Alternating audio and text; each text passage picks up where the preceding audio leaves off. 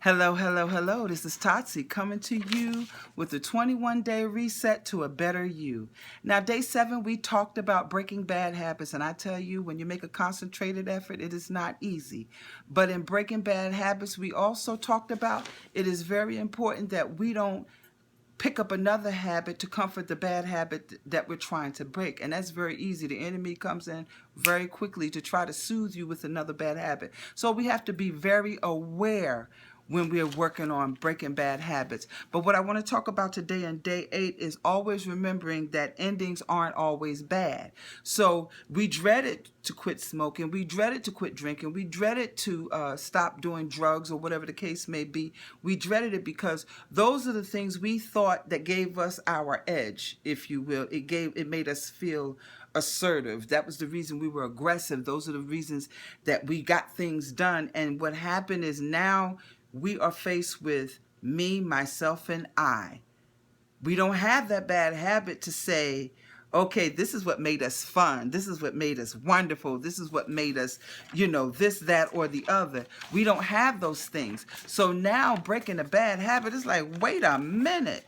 But when you say bye-bye, you'll be better for it. And the reason I say that because I'm so glad that I did quit smoking. I feel so much better. And even with some of the habits that you have, you got to admit it. You do feel better. In the beginning, you fight it so much, you don't even know how to feel better because you haven't felt better in so long. But at any rate, in the grand scheme of things, it's okay for things to come to an end. I'm glad that some things in my life came to an end. I'm glad that, as some of you should be glad that the drugs stopped, the drinking stopped, the cussing stopped, the looseness stopped. Be glad it came to an end because now you're on the road to a better you that God can build and break and build up.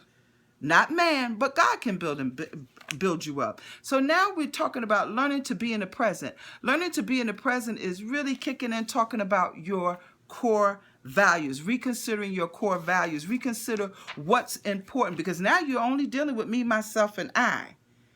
These are the things that all these habits were the things that alienated us from being accountable.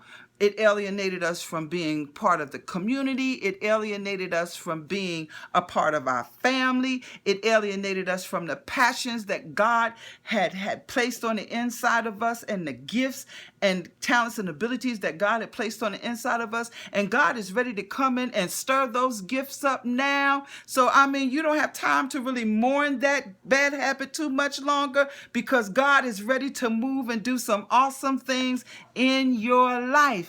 And when we let him come in, man, I tell you, it is nothing like it. But we got to become more accountable for what's going on with us. Like I said, we're at me, myself, and I stage now.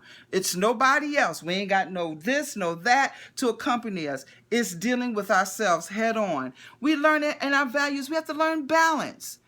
What happened to our passion? We have to, commitment, that went out the window because we alienated ourselves from a lot of the things that we could have committed to.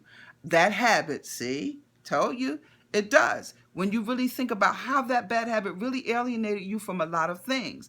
It alienated you from community. You need to become more community oriented. I'm not talking about getting out in the streets and all of that. Start with your home.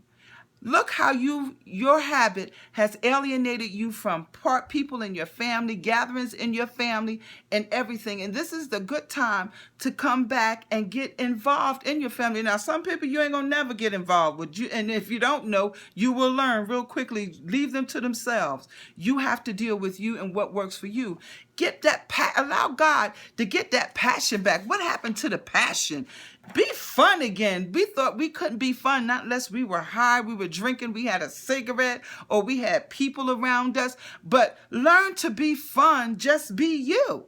So that was another thing, a part of just getting your values together. What is important to you? What is important to you? Learning, passion, quality. Leadership, all those things we kind of, integrity, we kind of let those fall to the wayside sometimes because we're busy living in our habit and living in the past. So now It's part of living in the present. And living in the present, boy, oh boy, makes a big difference. How to say, and the biggest thing on core value is taking risks. And today you just took a risk because you dealt with your bad habit. You realized that it has come to an end. And now you're taking a risk. And it's a big risk when you're dealing with me, myself, and I, which means a better you. This is Totsie. Talk to you soon.